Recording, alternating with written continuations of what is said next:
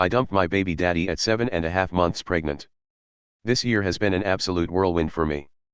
I bought my house as a single 27F in February 2023. This fact becomes important later and started renovating the bathroom by myself. Also in February 2023 I started dating a new man. He seemed like a good man and I was happy. Sometime in March-April he got me pregnant. I was not happy initially about the pregnancy, and it wasn't until the middle of my second trimester my feelings started to change. It turned out that instead of using the condom I handed him, he threw it on the floor. Due to some medical stuff, most birth control options are not available to me, which is why I used condoms. I had also been told in college by an OBGYN I likely wouldn't be able to get pregnant. I have had some complications while relatively minor in regular life made my job difficult, so I was put on light duty and an early maternity leave. In September-October he moved into my house with me. I hadn't finished the bathroom because of the pregnancy complications. I would ask him for help with the renovations but he wouldn't help. I ended up hanging sheetrock by myself among a multitude of other stuff. I gutted the bathroom before I got pregnant. I asked for help just moving things and he wouldn't. He'd disappear to his mother's house all day and leave me alone to do repairs alone. When he moved in he was supposed to help split bills, but he never paid a cent. He hasn't paid for anything pregnancy related either. My birth mother died in May of this year.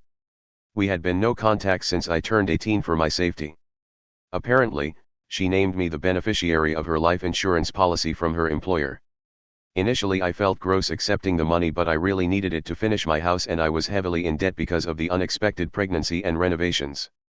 I ended up taking the money because my baby deserves a nice, safe home to grow up in. When I got the money, I sat down with him and told him the money was going to pay off my debts, buy whatever I need to complete the house, and the rest goes to savings. I had zero intention of giving him a penny. When the money was supposed to hit my account he began asking for money, which I always either changed the subject or ignored. He started saying things like I should buy him food since I have all this money.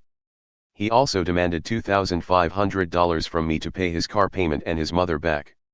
I wasn't comfortable with that large amount and I don't feel it's my responsibility to pay his mother back for him. Before he could pressure me too much his car got repossessed. His mom did call me and ask where her $2,000 was, and I told her I had no idea what she was referring to. Apparently he had told her I was sending her $2,000. At that point I'd put a chunk in savings, started shopping for home stuff and paid off my debts.